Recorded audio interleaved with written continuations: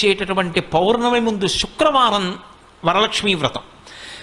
ఆ రోజు తిథితో సంబంధం లేదు, వారంతో సంబంధం. ఏ తిథి ఉంది, ద్వాదశి ఉందా, త్రయోదశి ఉందా, చతుర్దశి ఉందా, లేకపోతే ఏకాదశి ఉందా, పంచముందా, సప్తముందాతో సంబంధం లేదు. చివరికి వచ్చేస్తుంటుంది శుక్లపక్షం. పౌర్ణమి ముందు శుక్రవారం ఏమొస్తుందో ఆ శుక్రవారం నాడు వరలక్ష్మీ వ్రతం చేస్తారు. వరలక్ష్మీ వ్రతం చెయ్యడానికి అసలు ఈ వ్రతం ఉన్నది అని మొట్టమొదట లక్ష్మీదేవి ఎవరికి చెప్పింది? చారుమతికి చెప్పింది. తెల్లవారు లేస్తే మనం కథ చదువుతాం. చారుమతి ఆ మాటకు అర్థం ఏమిటి? నిజానికి అద్భుతమైనటువంటి పేరు, ఆడపిల్లలకి పెట్టడానికి పరమయోగ్యమైనటువంటి పేరు చారుమతి. ఎంత చక్కటి పేరు! చారు అంటే సత్, మంచి అని, చాలా చక్కటి ఆలోచన కలిగినది, విశాల బుద్ధి కలిగినది. మతి బుద్ధి, మంచి బుద్ధి కలిగిన పిల్ల, దానికి అర్థం చారుమతి. చారుమతి నిద్రపోతుంది. నిద్రపోతున్నటువంటి చారుమతి కలలోకొచ్చింది లక్ష్మీదేవి. వచ్చి కల్పం చెప్పింది, ఇలా చెయ్యి పూజమ్మా, నా పూజ నిన్ను అనుగ్రహిస్తానమ్మా అంది.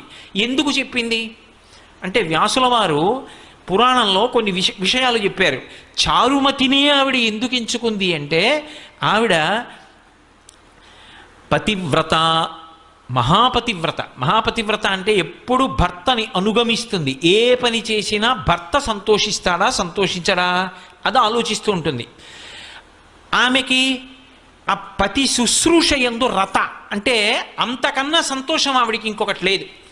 ఇంటి ఇల్లాలుగా 10 మందికి అన్నం పెట్టడంలో, 10 మందిని ఆదరించడంలో, ఆ ఇంటి యజమానికి కీర్తి తేవడంలో, ఆ ఇంటికి లక్ష్మీ కటాక్షం కల్పించడంలో ఒక ఇంటి ఇల్లాలికున్నటువంటి ప్రాముఖ్యత నిజానికి పురుషునికి లేదు.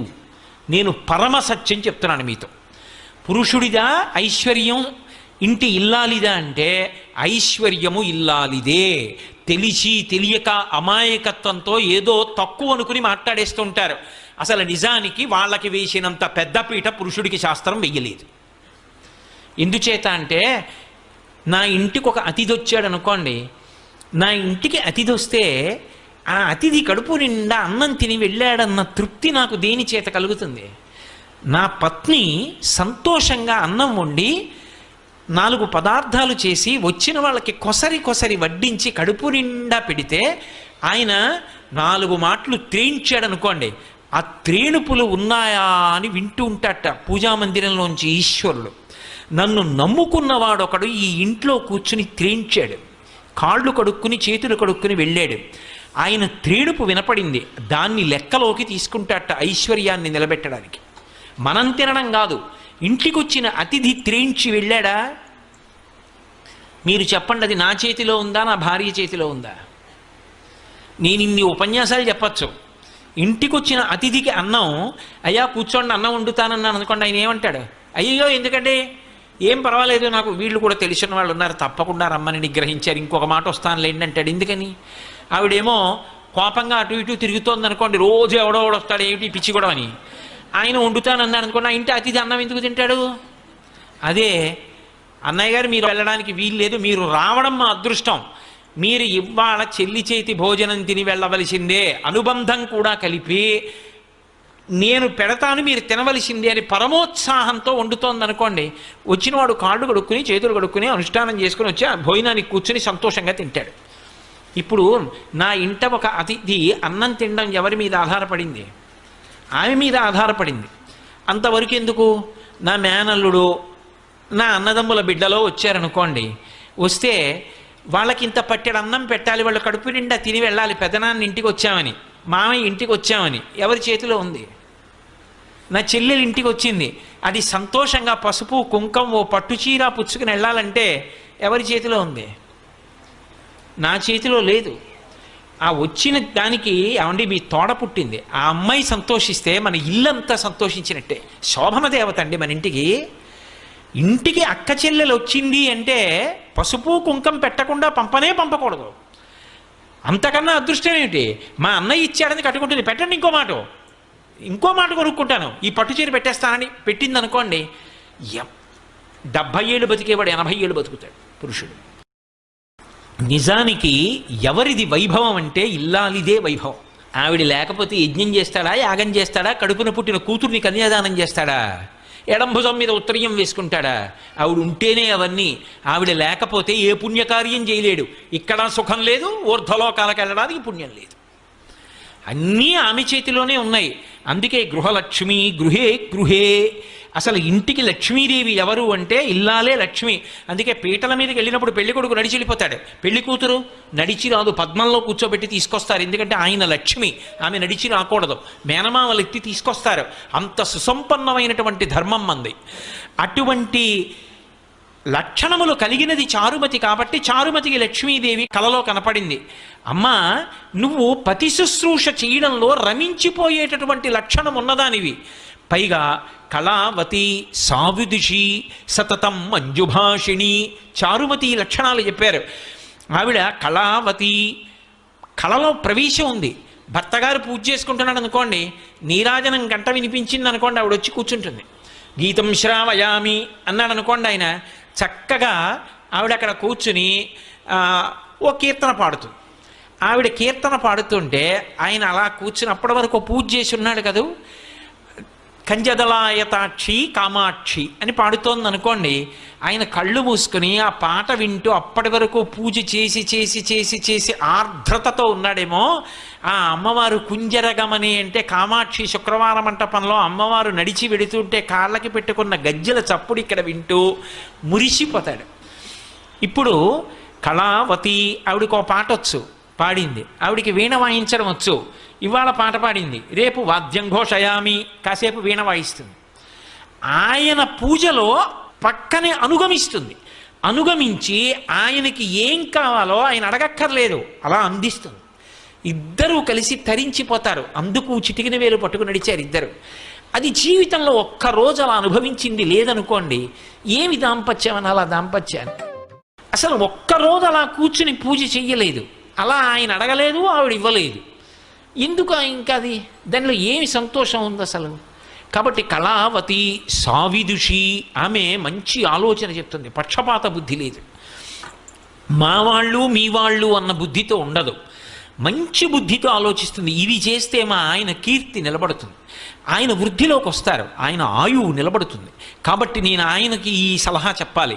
మంచి ఆలోచనలు చెప్తుంది. సావిదుషి సతతం మంజుభాషిణి, ఆమె ఏది మాట్లాడినా కర్కశంగా ఉండదు, పరమ మృదువుగా చిరునవ్వులు నవ్వుతూ చక్కగా మాట్లాడుతుంది. అందుకే అసలు ఒక ఇంటి లక్ష్మిదే ఏ కారణం చేత నిలబడుతుందో తెలుసా? నేను చెప్పట్లేదు ఈ మాట, మహాభారతంలో చెప్పిన మాట చెప్తున్నా. లక్ష్మీదేవి ఏ ఇంట స్థిర నివాసం ఉంటుంది అంటే, ఏ భార్య భర్త కీచులు ఆడుకోరో, అస్తమానం నింద చేసుకోరో. ఆయనకేం తెలుసండి, మా పుట్టింట్లో బోల్డన్ని పూజలు, కానీ ఆయనకేం తెలుసు, నన్ను చూసి నేను మా అత్తారింటికి వచ్చిన తర్వాత నమస్కారం పెట్టాలని నేర్చుకున్నారు అందనుకోండి. ఎందుకు ఆ పూజలన్నీ? ఈశ్వర స్వరూపుడైన భర్తను నింద చేసేదానికి. లక్ష్మీదేవి పూజ చేసి బయటికి వచ్చి భార్యని నింద చేశాడనుకోండి, ఎందుకు ఆ పూజ? నీ ఇంటి లక్ష్మి ఆవిడ సంతోషపడడానికి నువ్వు చేసిన లక్ష్మీ పూజ ఎవరికి పనికి వస్తుంది? వాళ్ళిద్దరూ ఉల్లాసంగా ఉన్నారనుకోండి, సంతోషంగా ఉన్నారనుకోండి, అంతకు మించిన లక్ష్మి ఇంకొకటి లేదు. అందుకే విశ్వనాథ సత్యనారాయణ గారు 1000 పడగ నవల్లో ఒక మరచెంబును అడ్డుపెట్టి దాంపత్యాన్ని చూపించారు. ఎంత ఉన్నది అని కాదు, ఆ ఉన్న రోజులు సంతోషం, ఆ లేని రోజులు మధురమైనటువంటి అనుభూతి. ఆ లేని రోజులు కూడా దాంపత్యంలో మధురమైన చిగురుటాకులు, అవి ఇప్పుడు పండిపోయి పచ్చగా అయిపోయి రాలిపోయాయి. ఇప్పుడు పెద్ద వటవృక్షమై నిలబడ్డారు ఇద్దరు. ఆ చెట్టు కింద ఎందరో బాటసారులు సేద తీరుతున్నారు. కానీ వాళ్ళు అలా వృద్ధిలోకి రావడానికి కారణం వాళ్ళిద్దరి మధ్య ఉన్న అన్యోన్యత, ఆ సంతోషం, ఆ ప్రేమ, ఒకరి మీద ఒకరికి ఉన్నటువంటి ఆ నిండుతనం, దాని చేత లక్ష్మీదేవి నిలబడుతుంది తప్ప అసలు భార్యాభర్తలు ఇద్దరూ అస్తమానం దెబ్బలాడుకునే చోట లక్ష్మీదేవి నిలబడదు. కాబట్టి మంజుభాషిణి, ఒక్కొక్కసారి తిరస్కరించవలసి రావచ్చు, ఇది కుదరదు చెయ్యలేను అని చెప్పవలసి రావచ్చు, ఇది చెయ్యకండి అని చెప్పవలసి రావచ్చు. కానీ అది చెప్పడంలో ఒక అందం ఉంటుంది. అది ఆ సరళంగా మాట్లాడినటువంటి తీరు ఆకర్షిస్తుంది. మీరు ఏదో ఒక విషయం చెప్పాలనుకున్నారనుకోండి, అయ్యా మీరు చెప్పిన ప్రవచనం విని నాకు లక్ష్మీ కటాక్షం గురించి ఒక్క ఆలోచన వచ్చింది, మీతో పంచుకోవచ్చా అని అడిగారు అనుకోండి, అయ్యో ఏమిటి చెప్పండి అంటాను. మీరు చెప్పిన కన్నా ఇలా కూడా చెప్పచ్చు అనిపించింది అన్నారనుకోండి, నేను ఇప్పుడు పనిలో ఉన్నాను, మీరు తర్వాత మాట్లాడతారు కానీ అంటారు. మాట్లాడడంలో తేడా. మాట చేత దగ్గరికి చేరాలా, మాట చేత దూరంగా పోవాలా అన్నది నిర్ణయింపబడుతుంది. అందుకే ఆ మాట కూడా ఏమిటి అంటే లక్ష్మి. నీకు కటాక్షం ఎందుకు వచ్చింది? ఒకరికి దగ్గరయ్యావంటే మాట తీరు, ఒకరికి దూరంగా పోయావంటే మాట తీరు.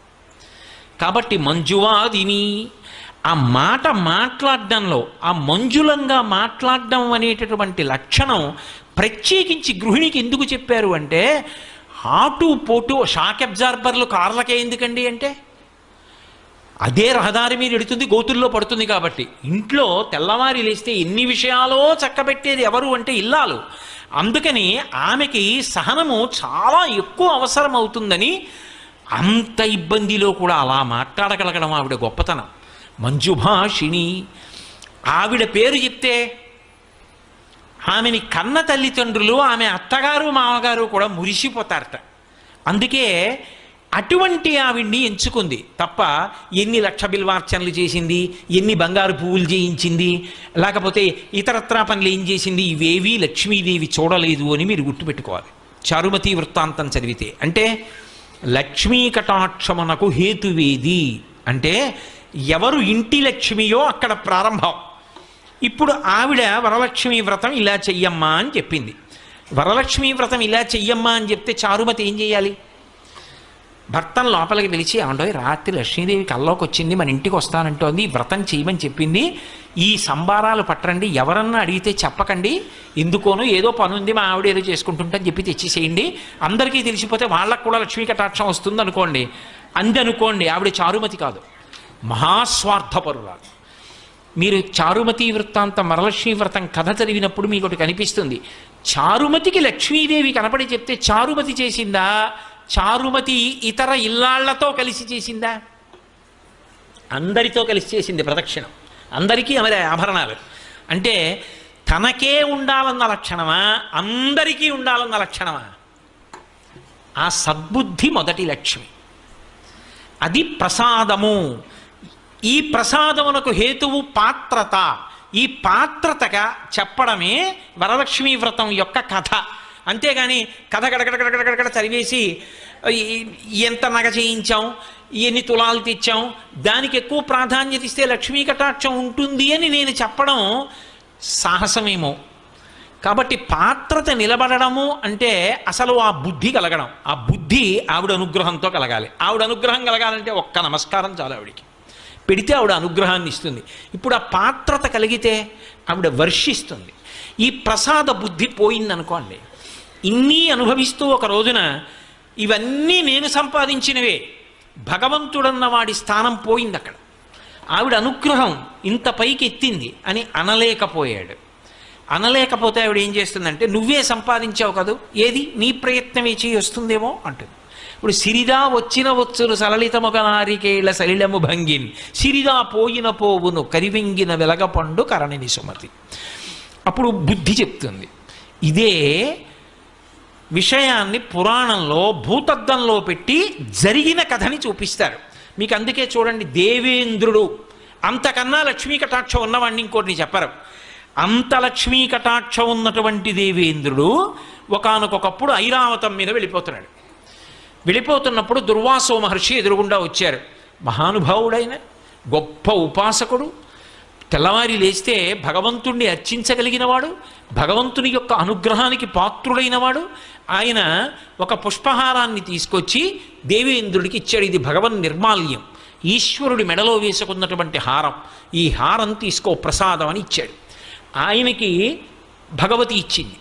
ఆ హారాన్ని ఇంద్రుడికి ఇచ్చాడు. ఎందుకు ఇచ్చాడు అంటే, అది ఇంద్రుడు తీసుకుని కళ్ళకద్దుకొని ఒకసారి తల మీద పెట్టుకుని పక్కన పెడితే ఆ అనుగ్రహం ఆయన యందు ప్రవేశించి ఆ ప్రసాద బుద్ధి చేత ఆయన బాగా నిలబడితే దేవతలు రక్షింపబడితే లోకాలు రక్షింపబడతాయని దుర్వాసో మహర్షి ఆలోచన. సద్బుద్ధితో ఇచ్చాడు. ఇదే సత్యనారాయణ వ్రతకథ. ప్రసాదము అనుగ్రహము. అనుగ్రహం అక్కర్లేదండి, భర్త దొరకలేదు. అనుగ్రహం కావాలండి, ప్రసాదం పుచ్చుకుంది, భర్త కనబడ్డాడు. ప్రసాదము అన్న మాటకు అర్థం ఏమిటంటే, కేవలం అది ఇందులో యాలక్కాయలు ఎక్కువేశారా, శనగపిండి ఎక్కువేశారా, పూర్వం తిరుపతి ప్రసాదంలో ఉన్నన్ని జీడిపప్పులు ఇప్పుడు ఉండట్లేదండి, దానికోసం ఆ తిరుపతి వెళ్ళావు. జీడిపప్పుల కోసం, ఏలక్కాయల కోసం, దాంట్లో ఉన్న తూకం కోసం, అందులో ఇన్నిపటికి బెల్లం ముక్కలు ఉన్నాయి దానికోసమా తిరుపతి వెళ్ళేది? అది ప్రసాదం, అది ఈశ్వరానుగ్రహం. జీడిపప్పుల కోసం, ఏలక్కాయల కోసం, దాంట్లో ఉన్న తూకం కోసం, అందులో ఇన్నిపటికి బెల్లం ముక్కలు ఉన్నాయి దానికోసమా తిరుపతి వెళ్ళేది? అది ప్రసాదం, అది ఈశ్వరానుగ్రహం. అంతేకాని దాని మీద వ్యాసాలు రాయడానికి, దాని మీద శల్యశోధనలు చేయడానికి కాదు అది. కాబట్టి ఇప్పుడు అది అనుగ్రహం లోపలికి పుచ్చుకున్నావు, అది 6వ వంతు మనస్సుగా మారుతుంది. ఆ మనస్సులోంచి దరిద్రాన్ని పోగొట్టుకోవడానికి పరిష్కారం కూడా లోపల నుంచి ఆలోచనగా వస్తుంది. ఈశ్వర ప్రసాదం తింటే అందులోంచి ఆలోచన వస్తుంది, ఆ ఆలోచనే సమస్యని పరిష్కారం చేస్తుంది. మళ్ళీ శాంతి పొందావు. ఇప్పుడు దుర్వాసో మహర్షి ఇంద్రుడికి ప్రసాదం ఇచ్చాడు, భగవంతుడి మెడలో వేసిన హారం ఇచ్చాడు.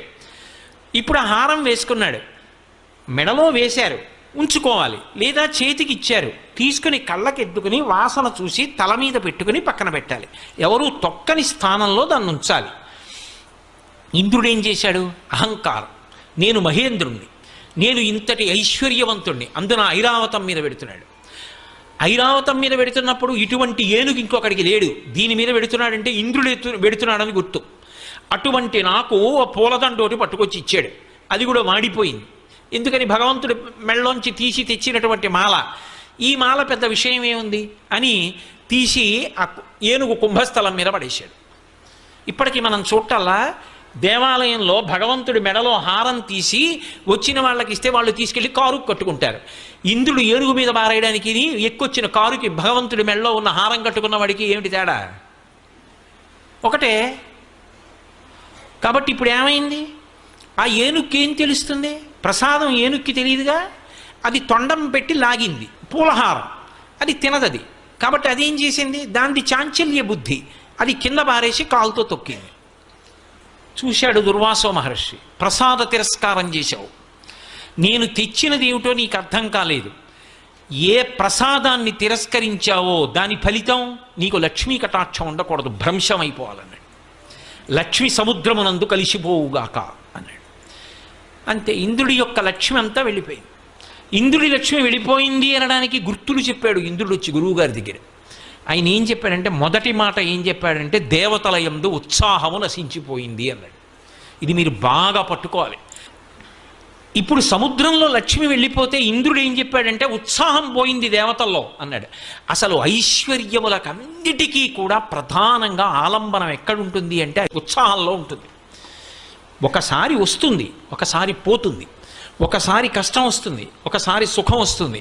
కానీ ప్రయత్నమునందు ఊంచుకుని నిలబడగలిగిన వాడెవరో వాడు మాత్రం జీవితంలో విజయాన్ని సాధిస్తాడు.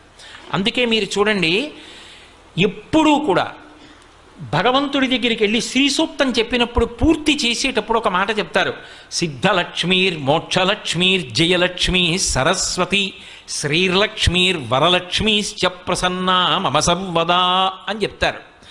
6 లక్ష్ముల్ని చెప్పింది వేదం.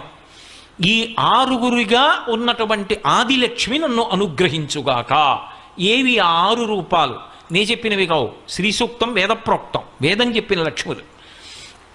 అవి మొట్టమొదటిది సిద్ధలక్ష్మి, మోక్షలక్ష్మి, జయలక్ష్మి, సరస్వతి, శ్రీర్లక్ష్మి, వరలక్ష్మీశ్చ ప్రసన్నా మమ సర్వదా.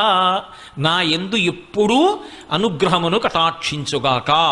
లక్ష్మి యొక్క ఈ 6 రూపములు. ఇందులో చిట్ట చివర చెప్పబడిన లక్ష్మి వరలక్ష్మి. మీరు ఎందుకు ఈ క్రమాన్ని వాడింది వేదం? ఇలాగే ఎందుకు చెప్పాలి శ్రీ సూక్తంలో? ఈ లక్ష్ముల యొక్క స్థానాల్ని మార్చి చెప్పకూడదా? కాదు, ఇందులో పూల దండ గుదిగుచ్చినట్టు అంతర్లీనమైన రహస్యం ఒకటి ఉంది. సిద్ధలక్ష్మి, ఒక కార్యం సిద్ధించిందండి అంటాడు. అమ్మయ్యా, మొత్తానికి సిద్ధించిందండి అంటాడు. అందుకే విఘ్నేశ్వరుడు భార్యల్లో సిద్ధి బుద్ధి. సిద్ధించింది అంటే దాని అర్థం ఏమిటో తెలుసా? నేను అనుకున్నటువంటి కార్యం పూర్తయిపోయింది. నేను అనుకున్న కార్యానికి మొట్టమొదటి రూపం ఏమిటి? సంకల్పం కదా. ఇప్పుడు నేను ఇక్కడ ప్రవచనం చెయ్యాలి అనుకున్నాను. ఈ ప్రవచనం చెయ్యాలి అని నేను ఇక్కడికి బయలుదేరి వచ్చినప్పుడు మొట్టమొదట దానికి అంకురం ఏమిటి అంటే ఒక సంకల్పం. ఈ సంకల్పం చెయ్యడానికి వచ్చినప్పుడు అసలు లక్ష్మీ కటాక్షం గురించి చెప్పడానికి నీకు అర్హత ఉందా? ప్రతిబంధకాన్ని తట్టుకున్న ఉత్సాహం ఉంటే కదా నువ్వు నిలబడ్డానికి అర్హుడివి. నీకే లేని నువ్వు ఎలా పంచిపెడతావు? ఓ పరీక్ష ఉంటుంది. ఏమిటా పరీక్ష? ఒంటి నిండా ముక్కులోకి, చెవుల్లోకి, కళ్ళల్లోకి కూడా దీపపు పురుగులు వెళ్ళచ్చు. ప్రతిబంధకం దాటగలవా? దాటి మనసు నిలబెట్టగలవా? అమ్మో నేను చెప్పలేనండి అన్నావు అనుకోండి, అన్నీ బాగుంటే చెప్తావా? ఈ ఉత్సాహం లేని వాడికి నువ్వెలా చెప్తావు లక్ష్మీ కటాక్షం గురించి? కాదు, అవన్నీ ఉన్నా నాకు ఆవిడ గురించి చెప్పేటప్పుడు జ్ఞాపకానికి రావు. నాకు ఆవిడ గురించే మనసు నిలబడుతుంది. ఏమి ఉండనివ్వండి, ఎన్ని ఖర్చీనివ్వండి, నాకు ఆ చెప్పుకోవడం సంతోషం, 2 గంటలు చెప్పవలసిందే, నేను వెళ్ళను వెనక్కి అన్నాను అనుకోండి, ఆవిడ అనుగ్రహిస్తుంది, చెప్పిస్తానంటూ అని